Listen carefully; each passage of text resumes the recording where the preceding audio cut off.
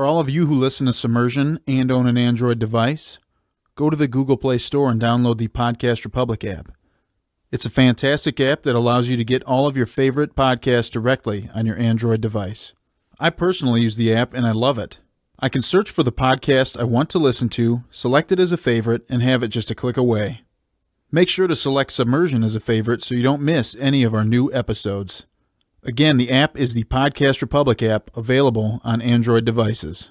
Episode 76. Whoa. I know, it's different. It feels different. Taking a deep dive this week, am I right?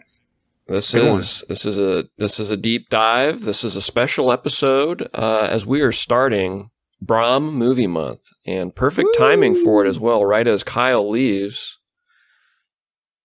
I don't know. Did he plan that? Maybe. Didn't want He to texted me. He told me he did. What a jerk. Wow. Is he on vacation? I forget what he said. I don't think so. I think he's got his tiny baby to himself. Tiny baby time?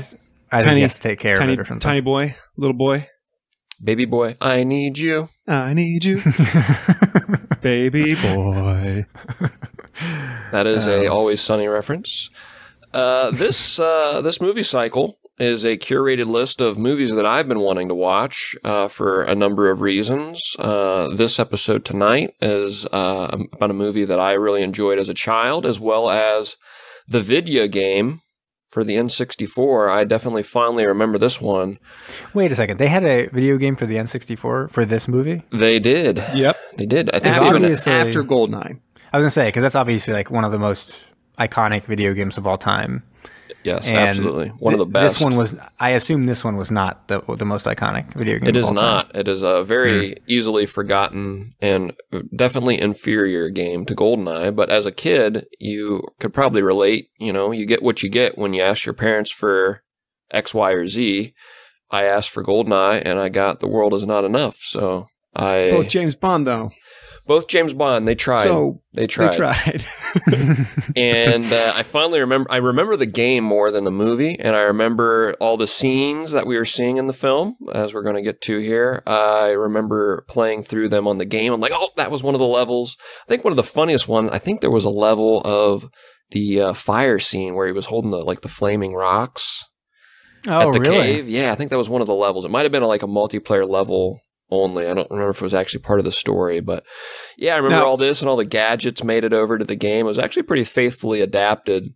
Did they have a pipeline one where you had to like scoot around on like a almost like a missed opportunity there, almost like a Donkey Kong Country one where you get to ride around for one, which kind of changes the gameplay a little bit. Yeah, missed opportunity there.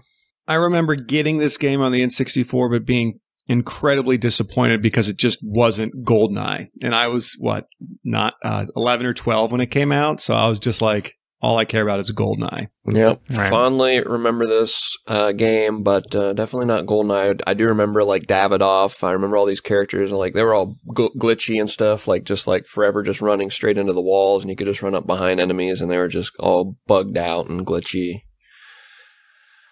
But that is it. Yeah. I don't know. I don't remember this game at all. I don't even really remember watching this movie. I almost 100% did watch this movie. Mm-hmm. I agree. I don't remember. I didn't remember it until I started watching it. Once I saw the initial boat chase, I was like, "Oh, it's this Bond movie." Well, it's funny because last week, me and Patrick for BadMovieTwins.com, we watched Daylight starring Sly Stallone. And he was insisting that I had seen it before. And I was like, I have not seen Daylight starring... I think I would know if I had seen Daylight starring Sylvester Stallone. Thank you very much. And I watched it. I was like, I didn't remember any of this. This proves that I never saw Daylight, Patrick. And then I watched this, and I 100% have seen this movie before. There's just no way I didn't see it. I didn't remember anything. So it kind of threw a monkey wrench into my theory. That does my hypothesis was not proved by my Daylight experience. Yep, definitely remember watching this movie multiple times, and I also really love the theme song to that, and we'll get into that, I'm sure, a little bit as well. For the theme song for what? For this one. You like? We're gonna have a debate. I'm a huge fan of the garbage theme song for this. You're literally a huge fan of Garbage. I'm not a huge fan. Well, I'm a huge fan of Garbage, just not the band. I like Garbage. Yeah, that's why I have BadMovieTwins.com. That's true. Come on. All right. I guess we gotta. This is where we would normally, if Kyle was here, he'd do a little alarm. Does anyone do an alarm? Oh shit! I got it. Yeah. Hang on. You got it. Talk amongst yourselves. All right, Jamie. Did you know there was a Tomorrow Never Dies video game, Jamie? I didn't. I'm pretty sure there was in 64 on that one as well. I guess I would assume, since this was not. There was Tomorrow Never Dies was between this one and GoldenEye. GoldenEye was such a smash hit. Huge hit. As a video Even game. I played that. I didn't play a huge number of video games. I mean,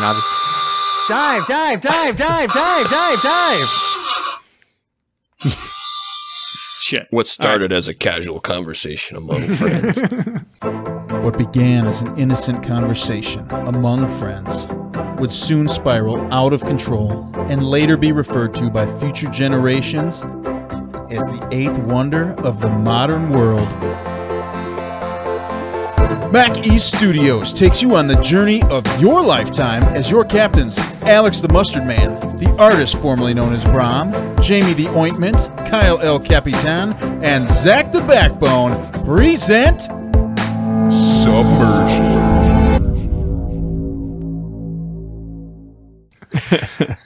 All right. So, Brom, what did we watch? We watched this week? 007 in The World Is Not Enough. Terrible song. Yeah, I agree. We can debate it right now if you want. It was an awful theme song. I'll give you a hint. There will be a much better time to debate your favorite James Bond theme songs later in this episode.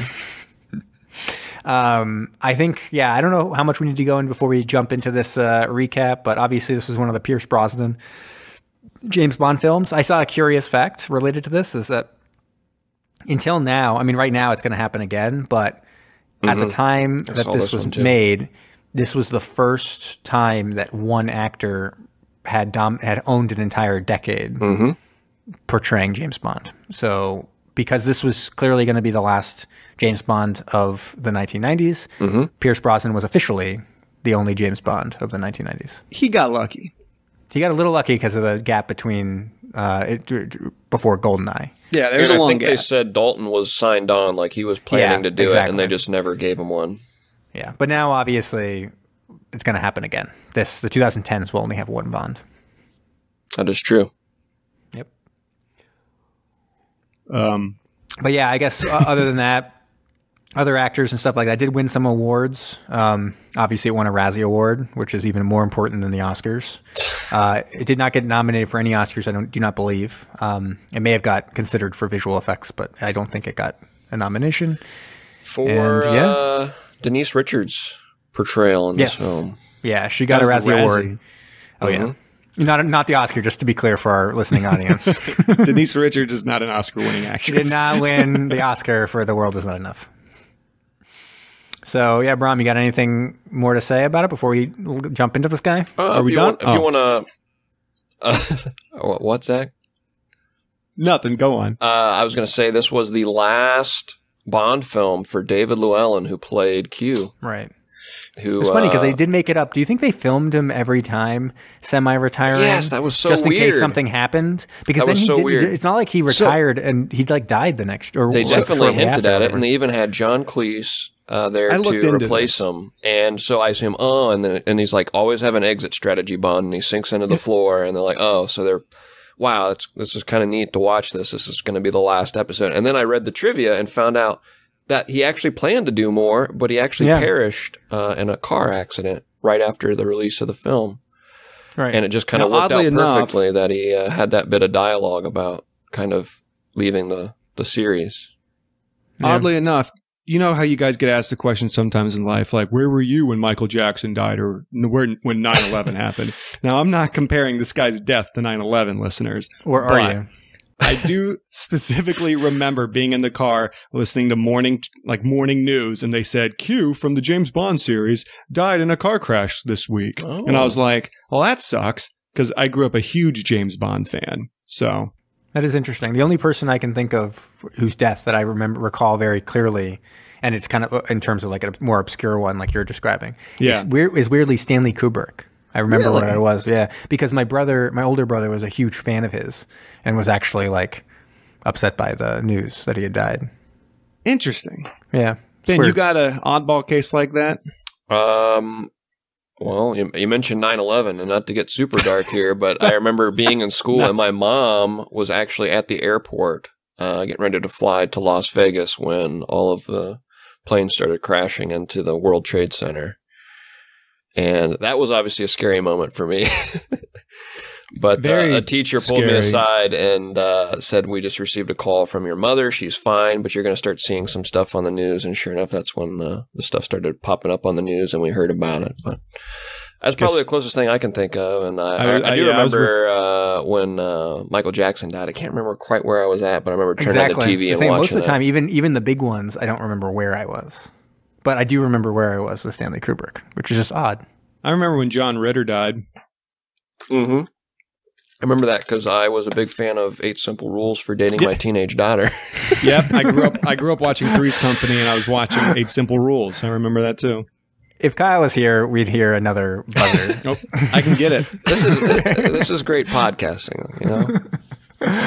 All right, shall we get into it, or did you have more get into facts? it? Get into it. I'm sure we'll think of some more stuff. Perfect. All right, I'm good. All right, so we open. MI6 agent James Bond. That's Bond. James Bond. He arrives at there we go. He arrives at a Swiss bank in Bilbao, Spain, which is a little weird. I had assumed he was in Switzerland. I didn't actually realize he was in Spain. But anyways, he's there to pick up some money for a guy named Sir Robert King. And he also wants to kind of figure out who killed an MI6 agent. So it's a little bit of a complex plot here of exactly what's going on. But apparently King, who's like this rich oil tycoon, was trying to buy some information about some new pipelines or some Russian pipelines, and bought a dossier of information. It turns out, and M informs him, that information came from an MI6 agent who was killed. And King, being like, oh shit, sorry about that. I didn't think I was getting classified information. I just thought I was getting this information. Kind of sets up a deal where MI6 is going to get his money back and get information about how that dossier was gotten. So anyways, Bond's there. He's kind of like, he's a little rude. He's got some tude. He's ready to take some people out. He looks over at like a girl who's got like a cigar. He's like, what's up, cigar lady? Whatever. I love the line here. She brings over the figures to make sure that the transfer and all the money is like in order and the numbers are right. And she's like, would you like to check my figures? And James goes, oh, yeah. I'm sure they're very well-rounded. Yeah. He had a couple times. I do feel like I think when we had Roger Moore, we had like the super horny Bond. He was like always, he was like so horny. And so like Randy, like he was always making comments. These comments are a little tame. Like that one is like, you just seem like you're like old lame dad, like James Bond. Like, this is weird. Like, don't talk about like rounded figures. Who even says it's not even a phrase? Like, it's not even a real thing. Come on. So anyways, all of a sudden things kind of go to shit. He's kind of like trying to get them to let him know who killed this MI6 agent. They kind of turn on him. They got all these guns and they're like, well, sorry, like, too bad. We're going to kill you. We're going to keep this money or whatever. And he's like, yeah, you're not safe. Not when I'm around. And a big shootout fight starts to happen. Weirdly, and he's kind of thrown by this as well, he's being helped out by other people. Like Cigar Lady throws a knife and kills someone who's like attacking him. And then as he's kind of tussling with people, a sniper from outside doesn't shoot him, but shoots someone else. And like seemingly gets him out of a jam so he can escape. And he escapes out the window and leaves with the money. Now, so this is a big thing. He brings the money back to MI6, and he's like, it was super weird, guys. Like, you won't even believe it how weird it was when I was saved twice by seemingly the bad guys. Oh, well, like, see a king and let this guy go and, like, look at his money, and all of a sudden his pin on his lapel signals and explodes the money. It's a giant bomb. Kills the guy, kills a bunch of people. He looks outside. There's Cigar Lady out in a cigarette boat. And it's like, what the fuck? And he goes and grabs like an experimental boat from Q and starts chasing her. We have a big old chase scene along the river. The Thames. At one point, the Thames.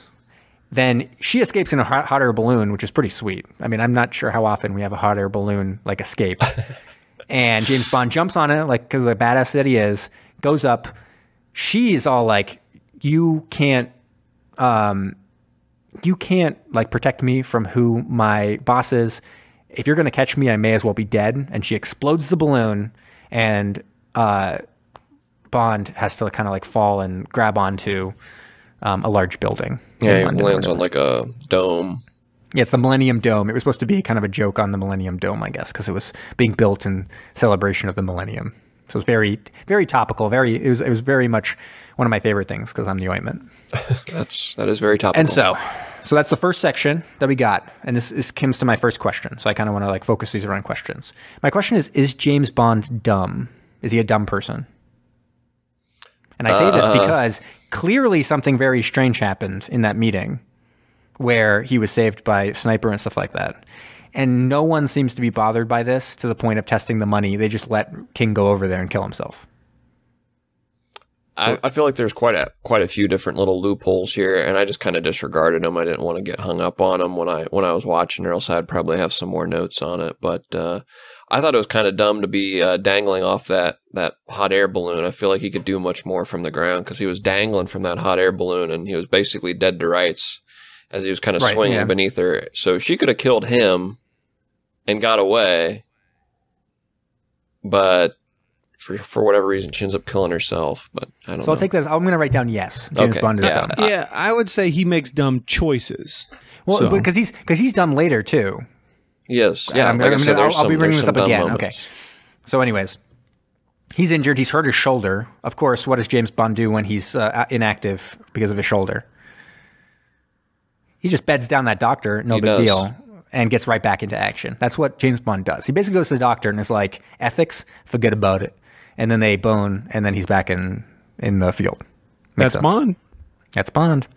And so anyways, they kind of turned out, they figure out that all the money kind of points to a guy named Victor Renard Zokas, so referred to as Renard.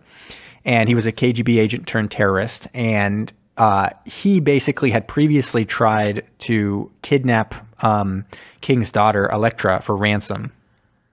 And it kind of failed spectacularly when Electra was able to escape. But secretly, and Bond kind of figures this out, M had kind of advised them not to negotiate with terrorists. So they weren't going to pay the money, and it's only by like kind of a miracle that Electra was able to escape. And so when Bond is brought back into action, he's assigned to go to Azerbaijan and protect her.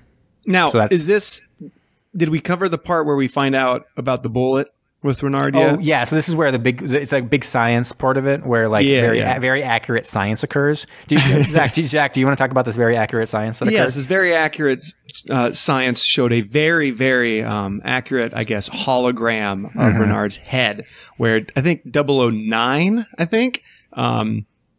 shot him in the head and he didn't die, but now he is slowly dying.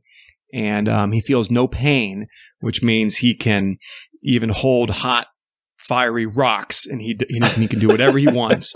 But I do have this is a big moment because I have some audio for our listeners and you two to listen to on the pronunciation of where the bullet entered his brain. Okay. Are you guys ready for this? Yes. I'm ready. Moving through the medulla oblongata, killing off his senses. Medulla oblongata. So here it is again. Moving through the medulla oblongata. But I always thought it was pronounced like this. The medulla oblongata. The medulla oblongata.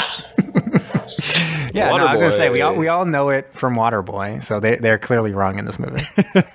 Obviously. Yeah.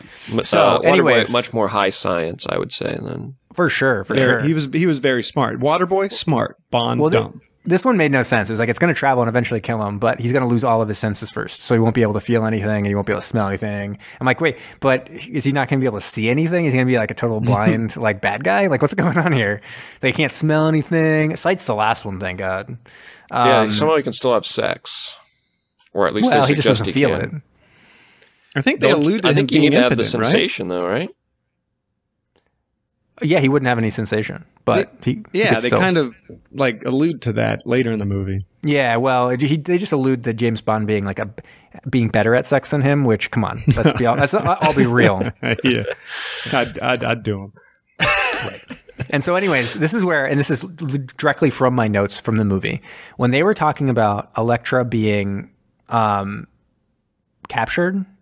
Did anyone else not immediately be like, "Oh, she's a bad guy"?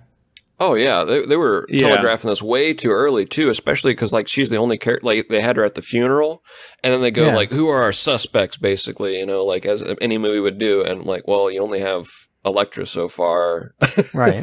Kind of telegraphed it a little too early there.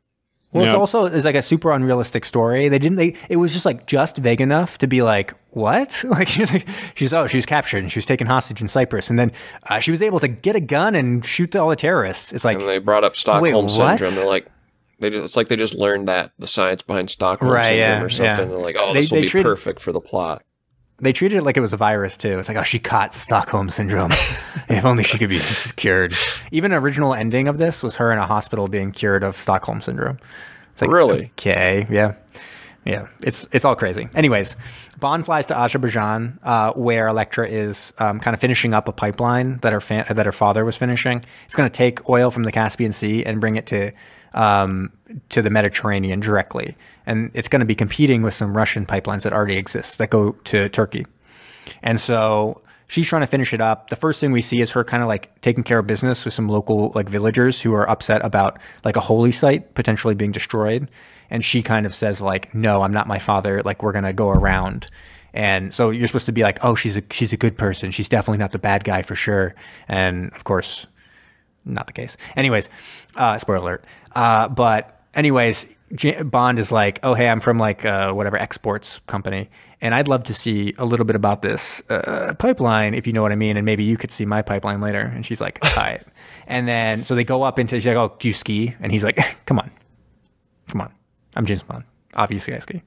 So they go up into the mountains, then they're skiing, and it's probably one of the lamest skiing footage portions that I've ever seen.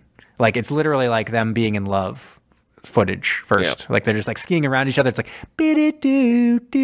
This was what am I watching? This is a low point in my opinion. Yep. And so then they go around. She's showing them the pipeline, and then all of a sudden, what comes up? Everyone's favorite bad guy weapon. What were they even? They were like propeller helicopter things. Yeah, they were fan boats, airboat, snowmobiles gliders on hang glider, paraglider things. They actually had a name for them. I'll try to find it while you. I've got it, Ben. Here it is. Paraglider equipped snowmobiles. That's what I'm saying. The medulla oblongata. Oh, perfect. Oblongata. That is. Yep. So, anyways, regardless, they show up. Four or five of them. Yeah, despite being unarmed, James Bond is like, go to those trees, and then he like skis all around. His skis and his body become the weapon. They're called Parahawks. A Parahawks, perfect. It's actually kind of sweet. Okay, now revised opinion. Yep, so movie's a 12 out of 12. Right. So, anyways, they do a bunch of fancy moves. He keeps on exploding these guys. It's always funny in a James Bond film because he has a license to kill, unlike other films where he just like kills with impunity. Like, there's so many people die. And you're like, whoa! Like he's just exploding people left and right. Obviously, they're bad guys, so audience is fine with it. Sentenced to death, I guess. And then he like to show off a little bit about these Parahawks. He like slides it against a cliff and off it flies. And you're like, look at that idiot. Look at that Dumbo over there. And then it like shoots out another parachute and like starts flying away again. And you're like, oh shit. And then it comes back around and James Bond realizes there's only one thing to do. He's got to jump and tear open that guy's parachute and kill him once and for all that way. I don't understand how they can ascend. Like he was like lower down the mountain, and Elektra was still higher. I'm like, okay, you're still fine. This thing has to go down. Well, they have to. I guess it has a little bit of thrust. It does seem a little bit strange how the parachute would work in that scenario. Yeah, you think it just fall on top of it or whatever. But anyways, then they jump down. Avalanche. He uses one of Q's special gadgets to save himself from the avalanche. And oh boy, Elektra is pretty into it. And then she was not. she was not into the avalanche, but she was into Bond, I'm saying. Oh, she was definitely not into the gadget either, being trapped inside that. He kind of like shook her and like grabbed her face, took her face in his hands, and you're like, oh, they're already. He was like, I got my sparrow cock. What? Yeah. So then, is this where Bond and her totally bone? I think, right? Yeah, I think we're there. It's sensual. Yeah, it's a sensual scene with ice and all kinds of stuff. There is a there was an brief excellent M quote when she reminded him. Yeah, because she's sending him off to keep tabs on her, and he's like a shadow, and he's like, yes, like a shadow, and she's like, and remember, a shadow is always either in front or behind, never on top. Never on top. Good. Get it. And he was on the bottom. If you noticed, in the sex scene, he was on the bottom. And there was a very brief moment where you could see her breast. I put on my glasses. I was like, all right. Oh, really? Assessed. Check it off. Yeah. It's even in the trivia because the scene is used in the trailer, but they censored it. I mean, they covered it up for the trailer, but in the movie, very, very brief moment where you can see her breast. Huh. I'll have to Google that later. Yeah. Just make sure you should double check it for sure. So just so we don't have anything inaccurate for the podcast. Absolutely. I'll just hop into incognito mode and just double check that for us. Right. And so then Bond goes off and visits. He has kind of another lead he wants to check in on because he knows someone in the region, and that's Valentin Zukovsky. Yeah, he's back. He goes to Baku. He's back. He was in GoldenEye. Yep. And he wants to acquire some information about Elektra's attackers from him. And it's kind of one of the weirdest scenes as well, like a very, very quiet casino area where he puts on these really lame, like purple tinted glasses and looks around and looks at people's underwear. And I was like, X-ray specs. Yeah, it's like very strange. And then he goes up and forces his way back there, talks to the guy, and actually they end up getting interrupted after he gets some information and kind of starts to realize that probably Davidoff, Elektra's like main security guy, is probably one of the bad guys. They get interrupted by Elektra. Elektra comes in, and this is my second part where I'm like, is James Bond dumb? That's my big question. Because she lays down a bet of $1 million with a high card. Zukovsky just for a high card. She picks a queen, he picks an ace. She loses and hands over $1 million. Now, nothing we've seen has suggested that she's like this risky with money and stuff like that. Like, I just don't even understand how you would even process this as like a human being doing this. Because this doesn't seem to be for pleasure or anything. It's just, she just lost $1 million for no reason and didn't seem to have fun or anything or really even want to win. So like, clearly something's wrong in that scenario. But James Bond is just like, women, am I right? Probably, in his mind. I don't think he was stupid because at the very least he told the dealer to burn 3 cards. Yeah, but he's like shocked that she'd be doing something so stupid. And then later just seems to forget the idea of it potentially not being because she's stupid, but because there's something else going on. Like he just seems to not care that probably something weird's happening. And he just like is like, fine. Yeah, no, I'm in love with Elektra. It's good. Nothing wrong in this scenario. Seems very strange. Maybe he's blinded by love. He's smitten. Blinded by the, Yeah.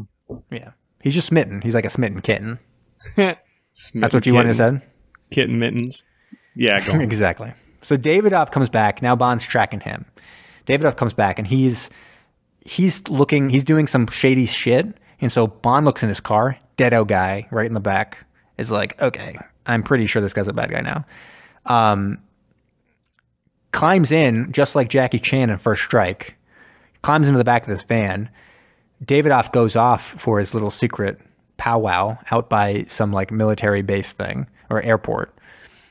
James Bond jumps out, shoots him in the face. No big deal. Real quick, Jamie. Yeah. Have we passed the point where Valentine's in like that oil pit? No, that's much later. Yeah. Very end. Yeah. Near the very end. Later. Yeah, much later. All right, go on. So anyways, he grabs an ID. Again, James Bond, not even he just like pockets this ID without thinking about it too much. Just jumps on a plane, doesn't know what's happening at all, has no idea what he's getting into at all. They're like, hey, make sure you're wearing your ID tag. And he's like, oh shit. And so he like finally realizes that he's going to some like nuclear site, and he's supposed to be like a nuclear scientist. So he shows up. Who's there? Denise Richards. Yes. What's her name? Christmas Jones. That's Dr. Christmas Jones. Thank you very much. Christmas Jones. She didn't spend 5 years in grad school for you to call her Christmas Jones. Jamie, would you describe her as being brainy, athletic, and she had a very strong depth of character? I would think that's all accurate, yeah. Because that's what drew Denise Richards to the role, and the Razzie Awards did not feel similarly. Well, no, I think maybe they didn't. They're not really judging the role. They're judging how she acted in the role. And my God, it is. Oh boy, listeners, it ain't great. It's not good at all. Actually, one of the worst performances we've ever seen on this podcast, most likely. At no point was I convinced by Denise Richards in her role. Yeah, probably the worst Bond girl that I can remember. I would think so. Yeah. And so anyways, he goes down, James Bond goes down. He obviously realizes that this is all a big plan. He even sees Renard. He's like, oh shit, he's down there. And he confronts him and is like, I'm going to totally kill you. Obviously, this is for 009. Come on. And MI6 agent, anonymous agent. And Renard's like, all right, like, touche. And all of a sudden, Denise Richards blows up his spot, basically says, stop, this guy's an imposter. He's not 62 years old. He's not 62 years old, or is he? I actually don't know. He may have been 62 years old at this point. And he's like, no, don't, everything's fine. But all of a sudden, Renard does like the signal, and they, his whole gang rushes into action. And there's this huge action scene with all kinds of explosions and shooting and people dying, and Denise Richards like doing action and really athletic, brainy things. And there was a lot of depth to her character at this point. And he, I think at one point Pierce Brosnan did like a backflip, I think, or something.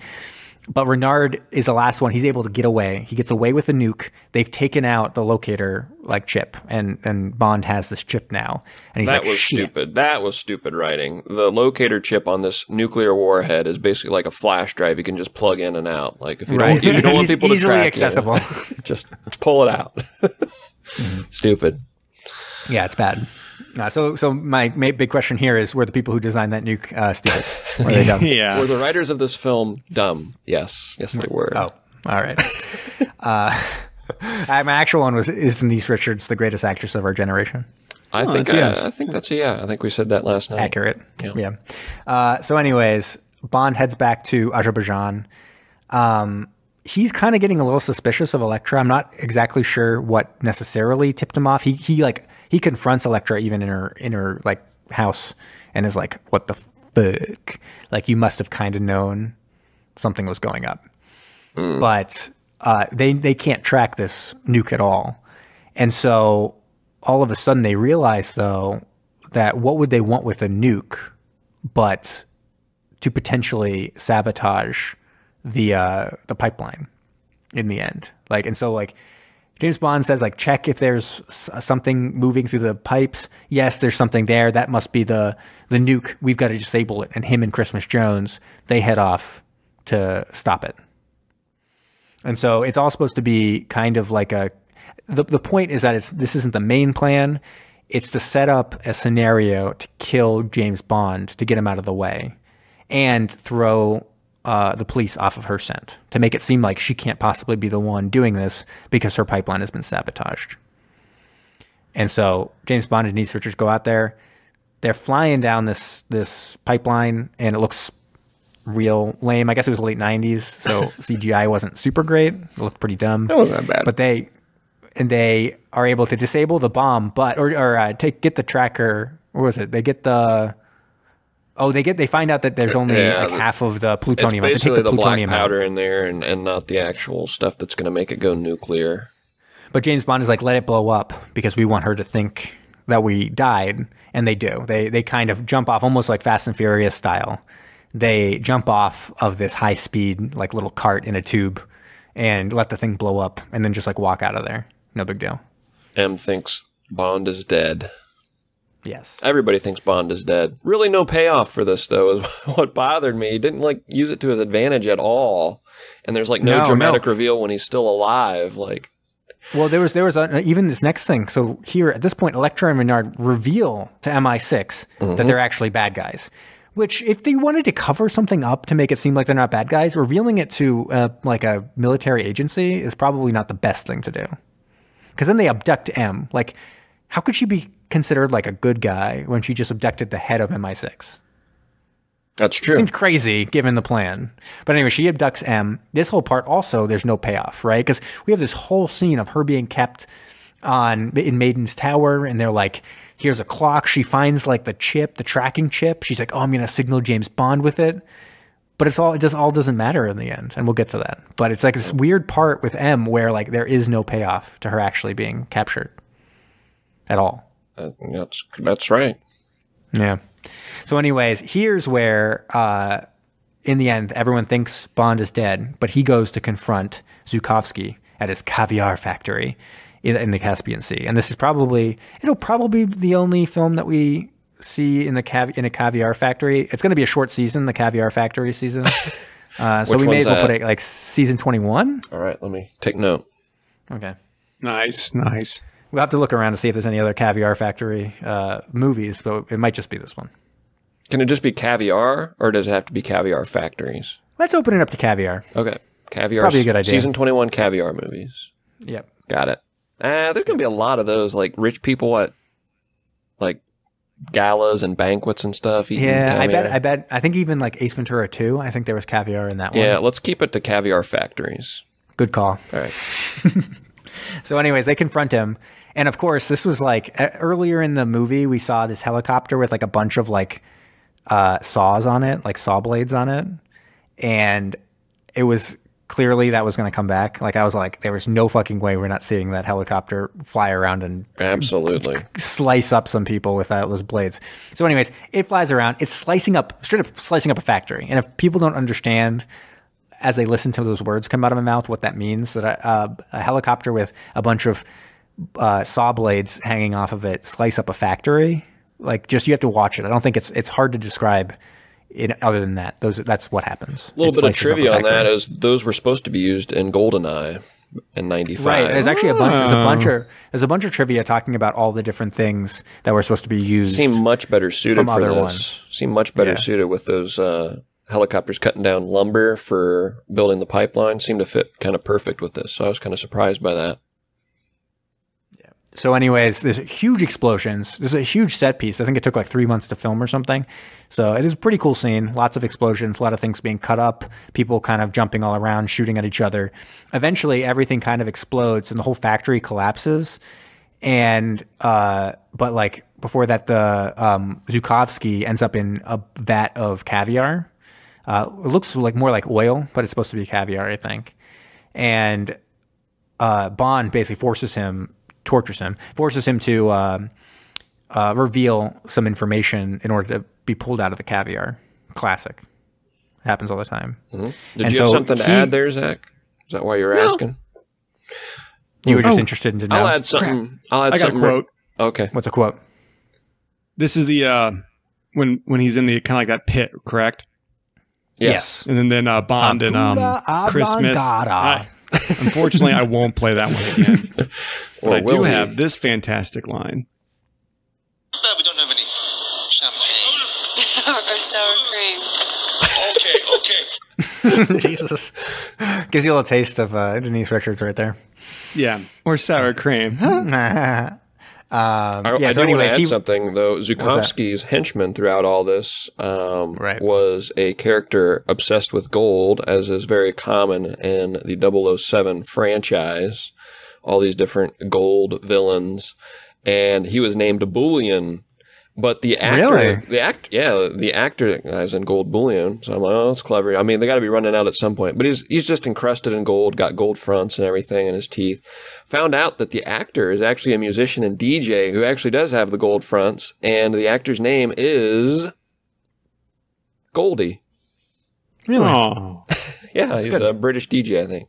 Friend of the show or not? Probably. He's probably listening right now. Probably.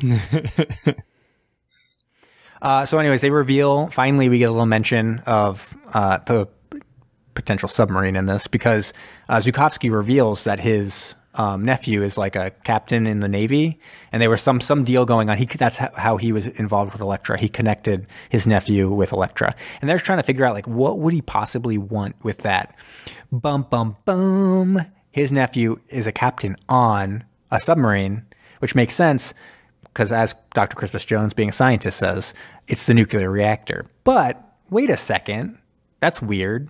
If you put weapons-grade plutonium into the nuclear reactor of a submarine, meltdown. Am I right, guys? Mm-hmm. And so they're like, oh, shit. It's all coming together. It's this big old plan that they have where they're going to take this submarine. The plan doesn't make a huge amount of sense at some point, basically because like the submarine shows up.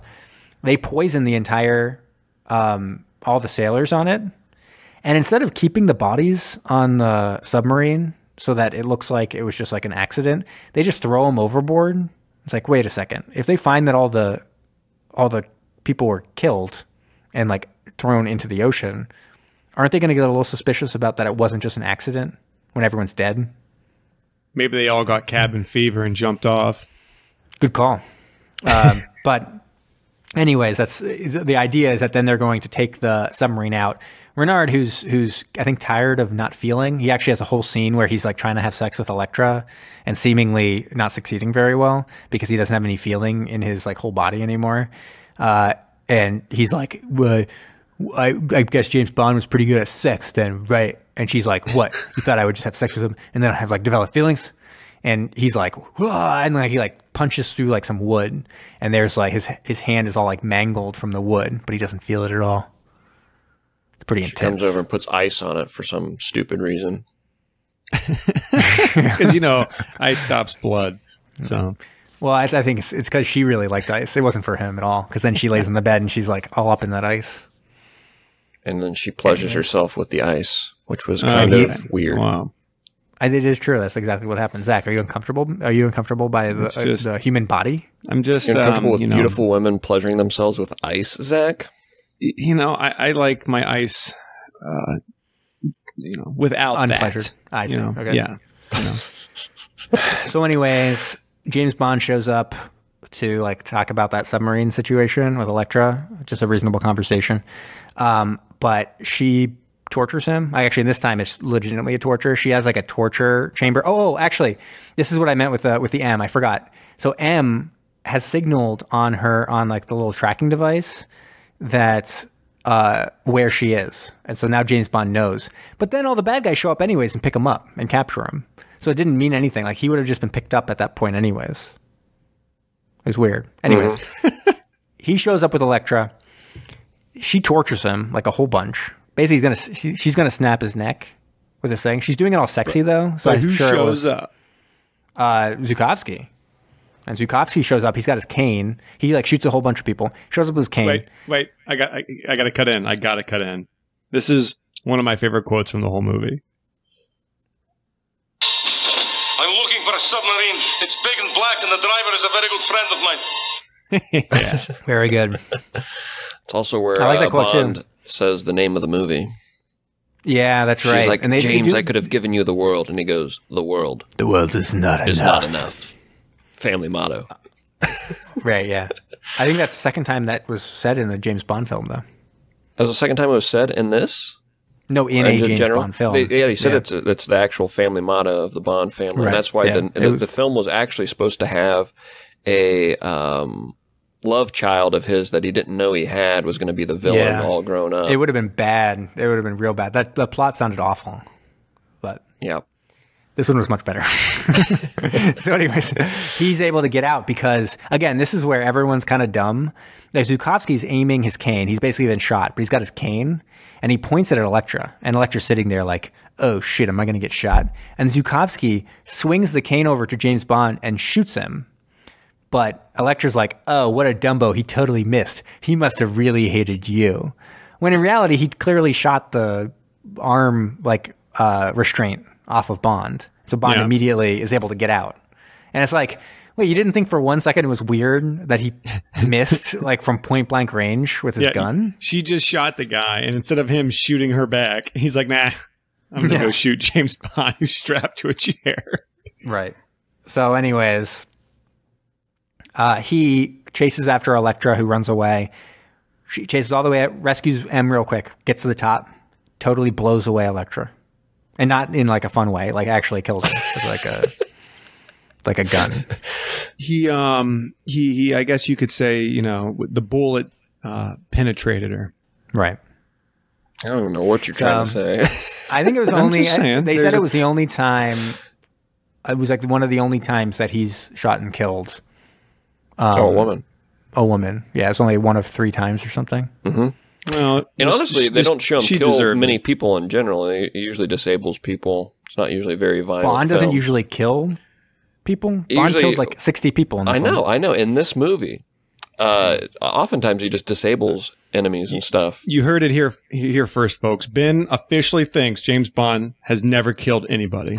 Yeah. That's exactly what I said. And so anyways, Bond at this point looks out the window. Guess what's leaving? Submarine. The submarine. He's like, check this out. Goes down to his Speedo, dives off like a majestic dolphin into the water, swims after that submarine, and gets right in there. Christmas Jones has been taken capture. She's actually on the submarine already, so they get to team up again. He's like, sweet, because he almost immediately finds her. They fist bump like a whole bunch, and then get ready to like take matters into their own hands, really. And this was actually kind of a pretty impressive scene. It's funny, like I really didn't love most of this movie, but I think this ending was really on the submarine was really exciting and almost scary sometimes with just like how they did it, because James Bond is like, the only way we can stop them is by bringing them to the surface. That way we'd be able to see them and they can be stopped. And so he tries to get them to go up to the surface, but he doesn't know how to operate a submarine. So he by accident puts it downwards. So they start to dive really fast. And even like the propellers go to high gear and everything. So they're just like rocketing towards the bottom of the, whatever it's called, wherever that is, the Black Sea or something. And they crash into the bottom and everything starts filling like crazy. And they're trying to kind of clamber around and save. It's almost completely straight up and down the submarine. And they're trying to climb out of it. And the only way to really get through this final door into where Renard is, trying to still cause the meltdown, is to go out of the escape tube and then come back in the escape tube. And it is one of those, it's like a situation where I look at him like, would I be able to even do this? It's like, wow, he really is like a secret agent. Like that's like an amazing physical feat for him to have dove after the submarine, gotten into the submarine, then go out of an escape tube and in another one when they're on the bottom of the ocean, bottom of the sea. It's like pretty crazy. I enjoyed it a lot, actually.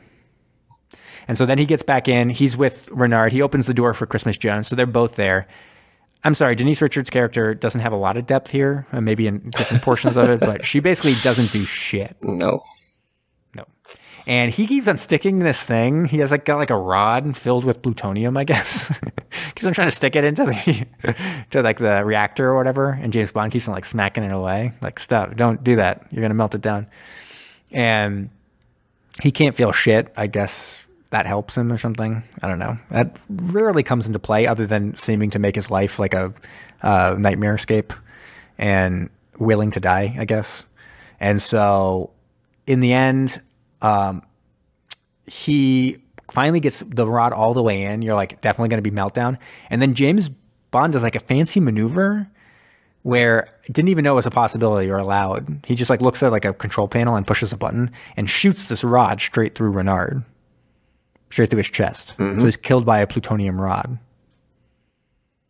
That is correct. And that's pretty much it. Then him and Christmas Jones escape out the escape tube, go to the surface. Everyone's like, hey, where's James Bond? We want to celebrate with him. But guess where he is? Yeah, celebrating. Zoom in. They got a heat signature. They see James lying in bed. Yeah. And Zach, for the love of God, tell me you have a quote here. Yeah. Let me just start this one up. Damn it. The medulla oblongata. The medulla oblongata. Yep. No, but anyway, I've got it. So he does. You actually have the actual quote, or are you just going to read it? Yeah, I could recite it. Yeah, unless you want to recite it. Do you have the first joke that he does too about the Christmas turkey or something like that? No. He's like, I always wanted to celebrate Christmas in Turkey. And then she goes, did you just make a Christmas joke? And I wanted to be like, I don't think so. Doesn't sound like a joke at all. Like, what? Just because you might have turkey on Christmas, because he says he wants to celebrate Christmas in Turkey, doesn't make any sense. Like, it's not like you climb into a turkey. What he should have said is, I want to eat turkey in Christmas. Right. Ultimately, the very final line in the movie, James Bond says to Christmas Jones, Miss Jones, you surprised me. She says, why is that? He said, I thought Christmas only came once a year.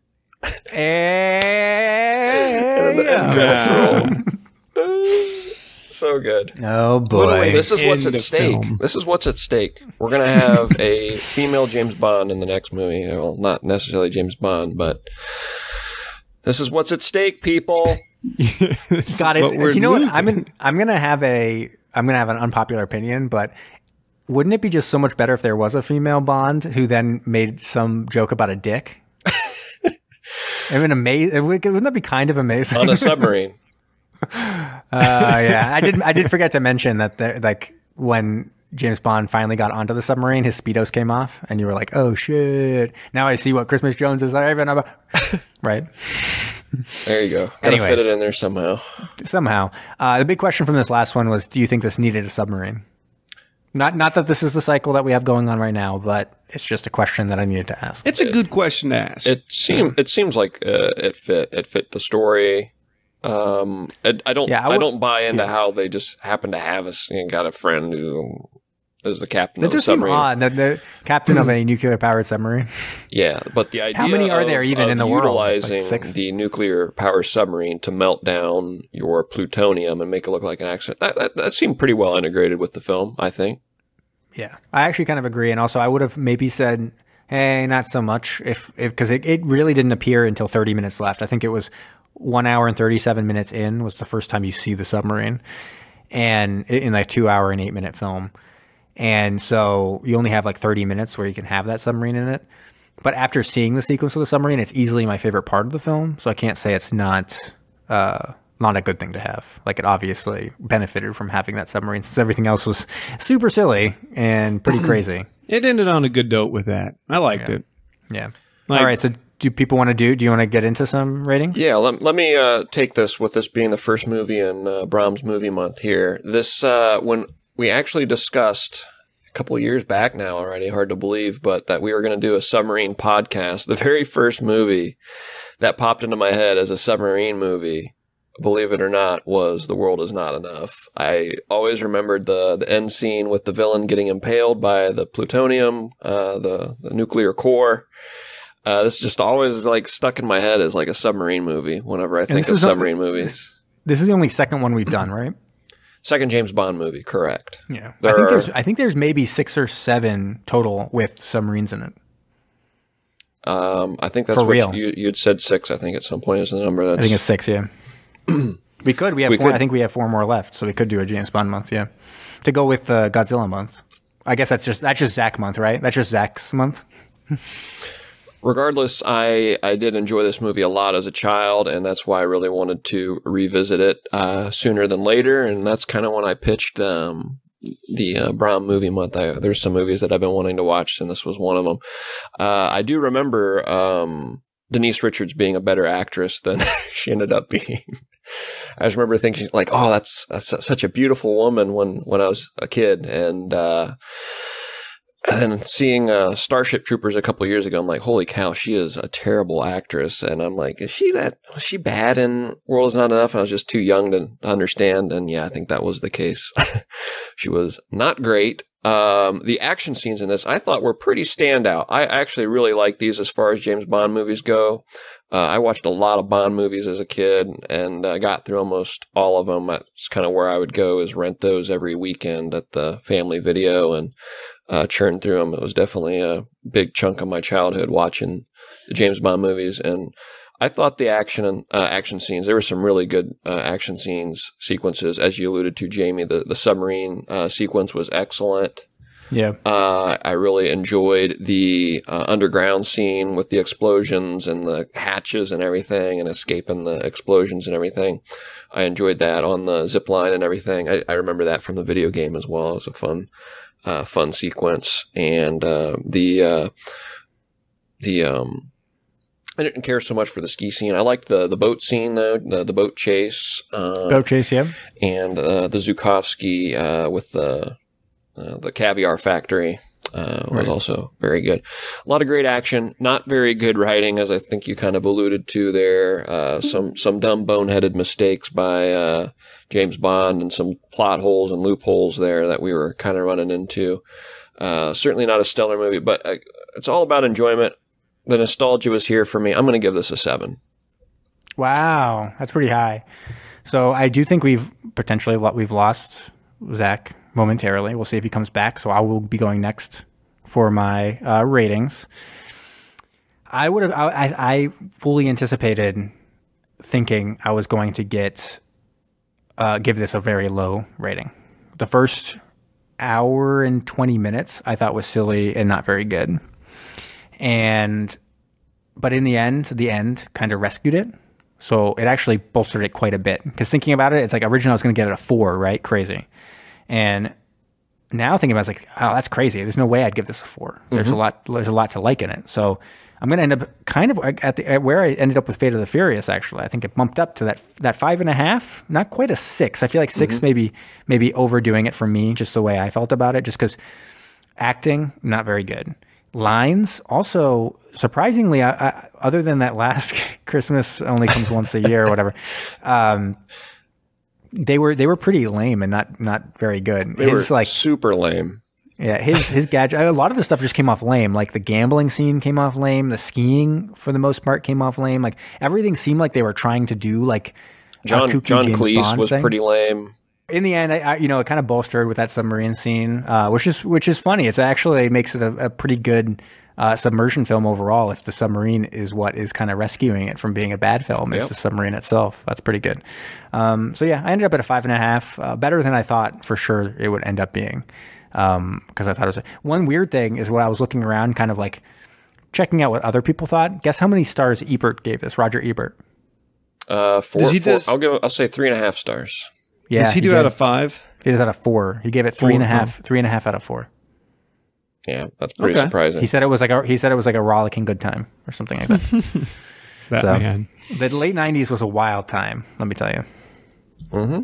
I thought it looked pretty good for a late 90s film because we've watched I think the look, Escape from LA.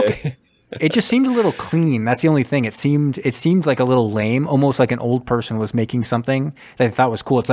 It's like an old person making a music video or like a commercial for like basketball shoes or something where everything seems like, well, isn't this cool? And you're like, no, it's too bright in here. Why is it so bright? Like, stop. Like, do it normal. It looks all strange. So to my eyes, it just looked very odd. And I think the late 90s was a lot like that. They were trying to figure out how to do like the new jazzy stuff. And that's how like a lot of commercial and music video directors ended up becoming big directors. Like Michael Bay and stuff like that. Hey, Ben, so what did you give the movie? I know you went first. I ended up giving it a 12. Did you really? He gave it a 7. Gave it a 7. I said there's a lot of nostalgia here, but pretty poor writing. Action sequences were great. Got to give it a 7. Did we get scores from anybody else? I don't think yet. No, I don't think so. Okay. I can check it, though. All right. Jamie, are you done? I am done. 5.5. Okay, 5.5, 7. I'll start this off thinking, before I watched the film, the only Brosnan film that really ever sticks out in my mind is Goldeneye, and I love that movie. And I remember thinking, World Enough is not enough, didn't like the game, probably didn't like the movie, don't remember anything. I'm probably going to give this like a 2. I really thought that going into it. But watching it again, I'm like, it's a solid Bond movie. It kind of has all those Bond tropes, all those things you always look for in a James Bond film. I like Pierce. He's good. I liked the, I liked Electra. Did not like Denise, but I liked the character of Electra. Mm-hmm. The action sequences, like for the 90s, like you guys were saying, wasn't bad. I liked it. Good story, kind of twisty. The villain, meh. The song, meh. But There's a lot of stuff I did like. Would I watch it again? There's a lot of Bond movies I've watched before this one. But in terms of a sub movie, I like the sub. Good sub. Action sub. I'll give it a 7. Hell of a sub. Hey, hell of a sub. I'll give it a 7. A solid 7 sub. I feel like this ended up where it was supposed to in the end. Like if you average it all out, 6 makes sense, I think, for the film. Yeah, even though I think large portions of it, probably people would laugh. Oh yeah, I mean, it was there was some definitely stinker moments for sure. Yeah. So, anyways, let's get into some trivia real quick. I'm going to do a very brief Subs Worldwide because I know Kyle would want me to. And rest in peace, love you, Kyle. The Victor class was actually the type of submarine featured in this film. They mention it specifically, the Victor III. I think for what's his name says that's the type of sub his nephew is a captain of. They were a series of nuclear-powered attack submarines built in the Soviet Union and operated by the Soviet Navy. Since the 1960s, 48 units were built in total, of which the last remaining units are currently in service with the Russian Navy. They feature a teardrop shape, which allowed them to travel at high speeds. They also had this kind of like little weird-looking, almost like buoy-looking thing on the back, which I guess was some kind of sensor. And for a long time, the U.S. was trying to figure out what it was. And so at one point, the USS Drum was almost sunk in a collision with it because it was trying to take pictures of this thing on the back that it had. They were primarily designed to protect the Soviet surface fleets and to attack American ballistic missile submarines. Ooh. So they were up to 334 feet in length, 32 feet beam, and could go 32 knots, which is very quick. So they weren't lying when they said it was fast. That also means probably, James Bond could go about 32 knots swimming? That makes sense. Probably. So anyways, as we mentioned, Q died in a car accident soon after the film was released. He was planning to appear in the next Bond film, and as a result of the death, the movie's video release had a dedication to him and featured a tribute montage. I mean, he had been in every Bond movie except one, I think, he had been right? in 17 Bond films over 36 years. That's nuts. As mentioned, Denise Richards was attracted to the role because she found the part to be brainy, athletic, and had depth of character. Audience did not agree because it ended up winning her a Razzie for Worst Supporting Actress. Let's see. I'm trying to think of ones that are good. Okay, yeah, this one I just had to highlight because of bad movie, twins.com. The Scottish castle used as MI6's secret headquarters, same castle used in the Highlander series. Highlander. We mentioned that last week. Or 2 weeks ago. We mentioned it a number of times. Maria Grazia. There can be only one. Yes. That's what they say about Bond, right? There can only be one. There can only be one Bond. Right. Maria Grazia Cucinoda, she was the one who played the cigar girl, quote unquote, which was like the assassin in the beginning of the film.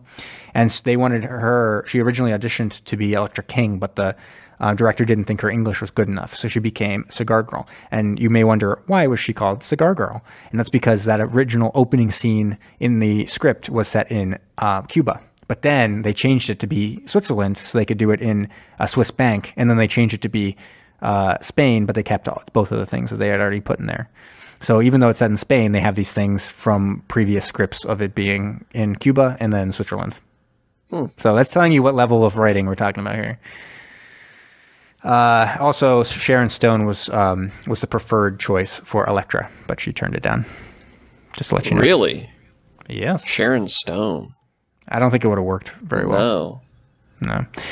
So the whole thing about the bullet going into Renard's brain and ceasing to allow him to have like feeling or whatever was actually something that was supposed to be in for Stamper in Tomorrow Never Dies, but it wasn't used in the actual film. But if you read the novelization of the film, that's in that one for Stamper. So you can see the reflection of how that plot point was reused for this film in the novelization. Yeah. Okay. Jamiroquai turned down the offer to write and sing the song for the film. Yep, I read that. Jamiroquai. That's surprising. You think that's surprising that they turned it down? I'm surprised that they were offered it, and then I'm surprised that they turned it down. I feel like that's a huge get to be performing for a James Bond movie, and I feel like Jamiroquai is certainly not big enough to be turning that down. Yeah, it's stupid. By Jamiroquai. So early in production, the plan was for Elektra to survive and the film to conclude with Bond visiting her in the hospital while she recovers from Stockholm Syndrome. This did not test well, as you might imagine. All right, so now some casting what ifs, kind of. So Michael Apted directed this film. He's probably most famous for doing most of the 7 Up series of documentaries, which is a series of documentaries in England that follow children from the age of 7 every 7 years throughout their life. And this year, the newest one was released. They are now 63 years old. So the first documentary, they were 7, and now they're 63. So they just had the 9th one or whatever. And so he also directed Extreme Measures starring Hugh Grant. So what do you think about Hugh Grant as James Bond? I think he could have done it. I think he could have done it as well. I don't think it just would have been weird when he's all like stammering, kind of like whatever. I could see him doing like a spoof version of it. Yeah. I don't know who else he could have been other than Bond. I just don't think he would have been a very good Bond. That's not the question for this one. This one's about could he be Bond? I guess so. Yeah. All right. Producer Barbara Broccoli, a big fan of Peter Jackson's Heavenly Creatures, was interested in Jackson directing the film. However, when she saw The Frighteners in 1996, she was put off by his style. So what do we think about Orlando Bloom from The Lord of the Rings? Could he have been Bond, or could he still be Bond? Yeah. Again, I'm not sold on it. I've really only ever seen him in Lord of the Rings. So in Elizabethtown. Exactly. Oh, I must have missed that. As mentioned before, Pirates of the Caribbean. That's for season. What season is Elizabethtown season? You know what? We're getting too specific with seasons. We need to not do that one for a season. Okay.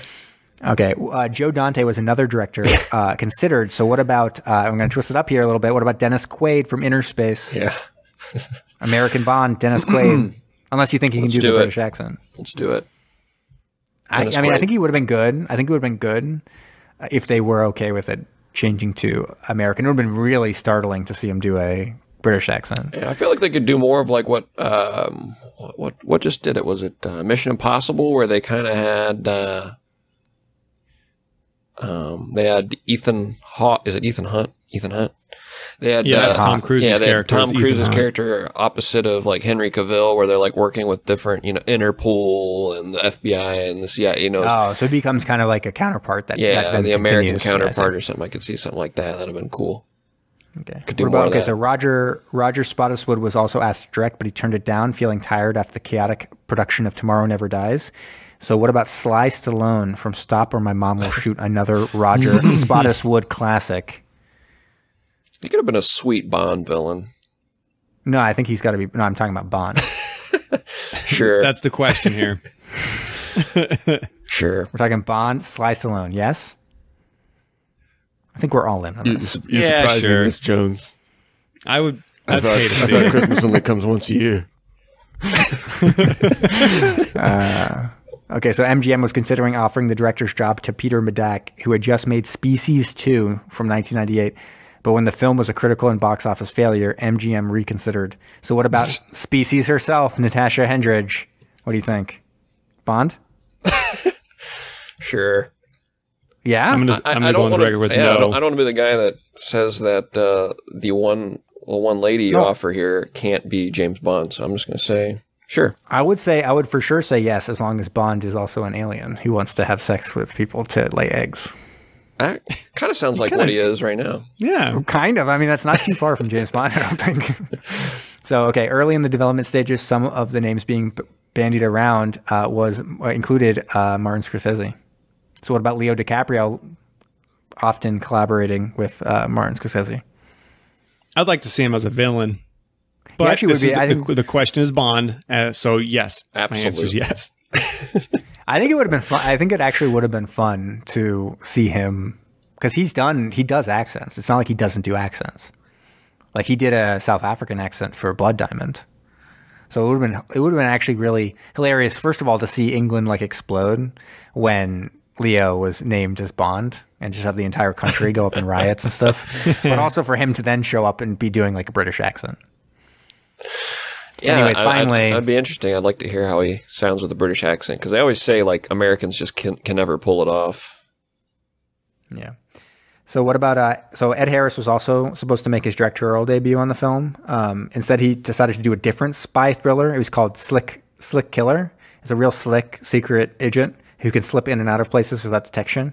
He battles oil tycoons galore, obviously, and he's got like this like real flowing mane of hair. It's like glistening in the sunlight. So can you guess what the secret of his secret agent is? Grease. Yeah, and an 8-pack, abs that go for days. Oh, okay. But yes. Fully erect. Greasy 8-pack. Right, yes, his fully erect, greasy abs. So that's how I refer to my abs, usually fully erect. And yeah, so also he would direct and star. So what do you think of Ed Harris's Bond too? Always. Yep. I mean, he played Slick Killer. So, anyways, very quick Phantom Zone. Engage the Phantom. Phantoms engaged, sir. I could have done this really quick because the easiest path is just to use Q, and we've already done a path from the previous James Bond that we watched. But I said, you know what? No, let's look who else is in this. Another guy in this is Colin Salmon. He's in a number of films, including Resident Evil Retribution, which I think I've done as part of Phantom Zone. It's one where I think it ends in being like a submarine graveyard of some sort after the plague is hit. But Michelle Rodriguez is in that one, and she's obviously in our favorite film, Fate of the Furious. And from there, we can just keep on going through. One thing I did want to mention as well is the director, Michael Apted, did, in fact, also direct another submarine film. There's a 2001 film called Enigma, starring Kate Winslet. And I think we can guess what that one's about. Enigma Machine. Enigma Machine. Very nice. Come on, guys. See, you're forgetting everything we've learned to this submarine I'm forgetting podcast. where Michelle Rodriguez was in Resident Evil Retribution. She died in the first one. That's what I saw when I looked up the. Yeah, you're right. I mean, they got her third listed. Exactly. She's on the billing. So maybe she got cloned. All right. That's it, guys. What do you guys got? You ready for my segment? I think so. All right. I actually got to convert Transformer mode here. Tube 3 ready to fire, sir. Commence the countdown. 5, 4, 3, 2, 1. Give it to me. I will be ready in 5. He's putting out his guitar. Getting my guitar out. Buckle up, kids. No, here we go. One more thing. All right, so. Wow. You guys still hear me okay? Kind of. It sounds like you're in like a helmet of some sort. Yeah, I know. I had to switch to a different audio mode so I can pick up some audio. We're very low tech over here at Mackie Studios. Oh, good call on the new name. Mackie Studios. So tonight, I mentioned earlier that I am a big fan of The World Is Not Enough theme song by Garbage. It is in my top 5 James Bond theme songs. So tonight's countdown, I'm counting down my 5 favorite James Bond theme songs. You guys ready? Oh, I'm ready. These are only yours, correct? These are mine, although I didn't pick any stinkers. I actually did end up looking up some lists to see what other people thought, and I definitely didn't pull any out of left field. These are pretty highly regarded songs. So number 5, tell me if you guys remember this one or also enjoy this one. Golden night, no time for sweetness, but a bitter kiss will bring him to his knees. This is a good one. I love this one. This is in my top 5. Oh, I'm dancing. That is Tina Turner for GoldenEye. Yep. Great song. That one's really good, actually. Yep. Yeah, I guess you guys really hate The World Is Not Enough, but I like my picks here. I think this is a good top 5 list. Number 4, I'm a huge 80s new wave fan, and there are a few there are a few good options for this. But cracking into my top 4, probably my favorite song from the band, Duran Duran, is A View to a Kill.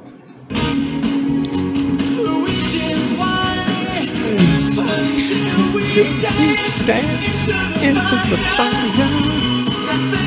Fatal kiss is awaiting. Great pick. That's, of course, it's also in my top 5. Yeah, it's with backup vocals by Zach there. Oh, it's so good. I fully appreciate that song. Great song. Great band. Amazing song. Actually, fun bit of trivia with that. I think it was the drummer of Duran Duran approached Albert Broccoli at a banquet or a dinner or something. He said, just flat out, he said, Albert, when are you going to get a good band to do a theme song for a Bond movie? So then they were like, all right, we'll give you a shot. I mean, bold statement. That was kind of a rude statement too, but I guess they took it in stride. Number 3.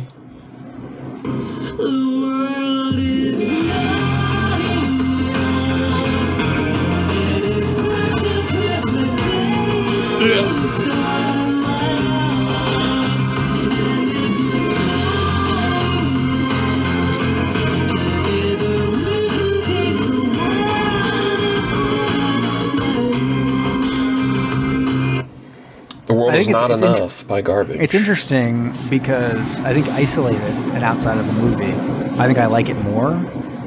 But the only thing I'd say about it is that it seems, unlike other ones, it seems like it deviates into too much of a stylistic James Bond.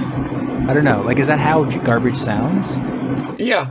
I think this is a pretty common Garbage sound, although they definitely add that really what's the term with the guitar?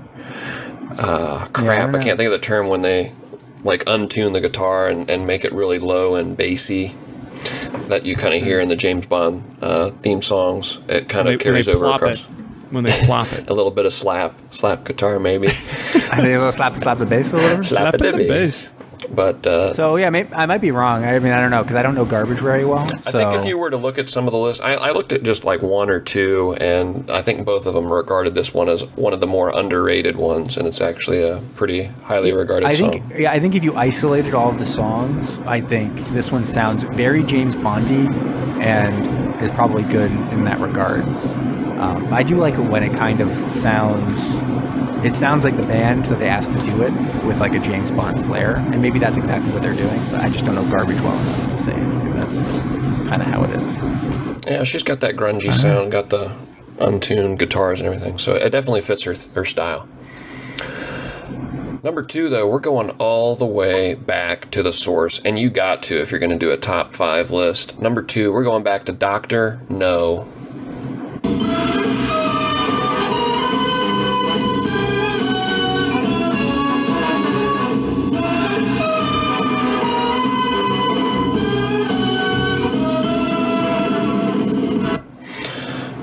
The classic. I didn't realize that was a main theme for one of them.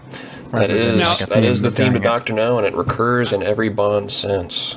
Now, I'm sitting here kind of nervous, Ben, because I'm sitting here running through a lot of good songs still, and I'm wondering what your number 1 is. Are you really wondering? Because number 1, and I think it's just miles ahead of all the rest of them. This is one of my favorite songs in general, probably top 5 songs in general for me. Here we go. Oh, I'm nervous. Oh, it's a good one. It's a great pick. It's a good one, yeah.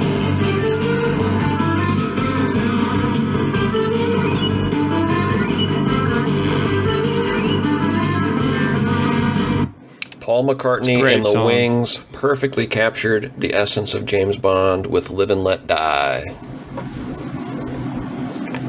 Yeah, I really like that one. I'm not sure even where I've heard it much, but I've heard that one before and I really enjoy it. Yep, that's one of the ones I listen to kind of just not when I watch the movie, right? I'll just listen to that song. That's a good one. Good pick. Also, good ones, Ben. Yeah, for fans of Guns N' Roses, a tremendous cover by Guns N' Roses. If you guys want some metal listening later, you can check that out on YouTube. That's a great cover. But that is my top 5 list of the James Bond theme songs. That was great. Good ones. Good ones. Great songs. Still a lot of other great songs out there. There are. Not many bad ones. I think the most common bad bottom of the list that I was seeing was everyone really railed on Madonna's "Tomorrow Never Die" or what is it called? It was the last Pierce Brosnan one. Die Another Day? Die Another Day. There you go. So now if Alex was here, he would tell you, I think it was Alex, I think he was in Kroger just last week, and he said he was just walking around shopping and they were playing that song. And he texted me, he's just like, who plays this like in a Kroger while you're shopping? Yeah. I mean, it is probably one of the more radio-friendly ones, but it is not a good song. And it doesn't fit James Bond at all. If you guys listen, in The World Is Not Enough, the film, you could hear them playing The World Is Not Enough song, like the theme. You could hear them playing the theme throughout the movie. Little jingles here and there, like 4 or 5 notes from the song. I find it hard to believe that they would have done anything like that with Die Another Day. Just because that song is so off topic. It just didn't fit James Bond. Die Another Day may be the only James Bond I saw in theaters, and it is not good. Yep. I remember at one point Pierce Brosnan like surfing, and me being like, "No, thank you." I did not like that. That was a bad one. All right, we've been talking a whole bunch of bullshit. I feel like we need some real facts now. Yeah, here this is what everyone. This is for the you guys know what I'm trying to say, right? Those facts. This is for the real trivia heads out there. This is for the brainiacs out there. Damn it! This is for the the medulla oblongata, mama. The medulla oblongata. All right, hit it. Zach's Facts, it's Zach's Facts when you're going down. It's Zach Facts when you're going down. Wow, I think you even timed the laugh at yourself pretty well.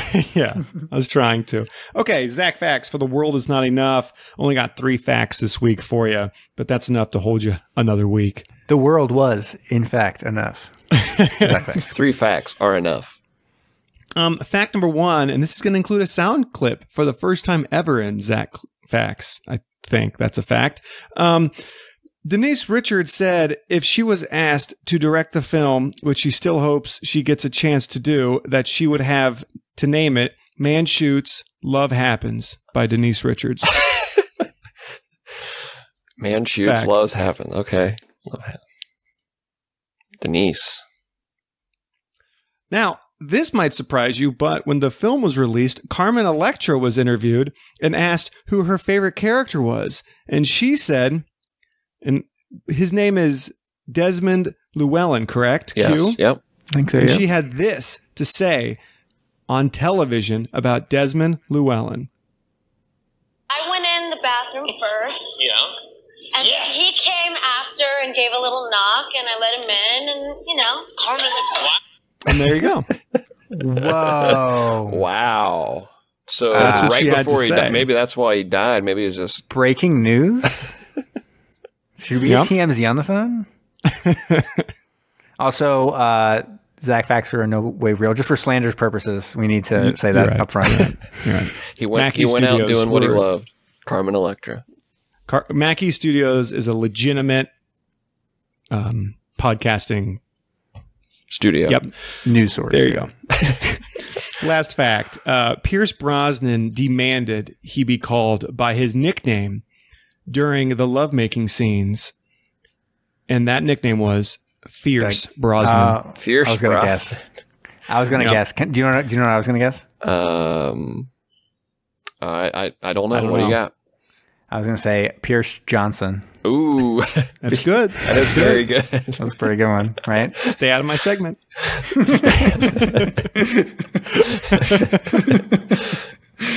Blowing up the spot. That may be it. That could be it. That could be even it. We can cut this. We don't have to cut this, but I actually was hoping to share something that happened to me in the last week. Okay. Do it. World of Warcraft Classic. No, I was in a movie, gentlemen. Really? I was an extra for the movie called A State of Mind. I was on set for 4 hours on Sunday. It was a pretty big role. State of Mind. Who's in that? A bunch of, local talent. Oh, okay. And I was in a big role. It was called Funeral Goer 1. Wow. Mm-hmm. Now, they just wrapped filming. You're a featured actor, right?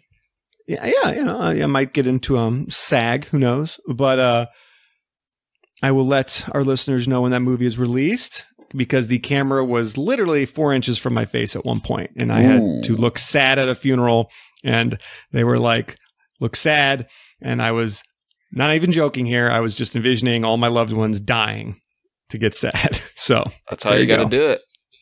That sounds awesome, man. I hope you make the cut. It was ridiculous. Yeah, that'd be sweet.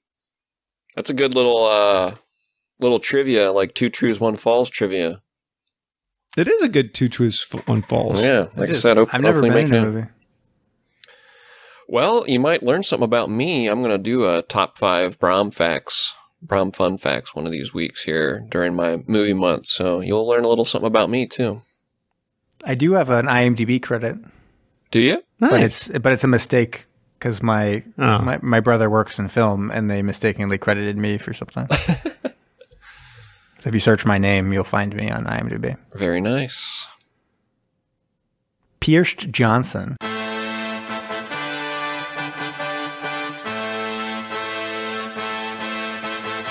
Thanks for listening to Submersion. Follow us on Facebook, Instagram, and Twitter. Don't forget to subscribe for new episodes every Thursday. If you like what you heard, please leave us a rating on iTunes.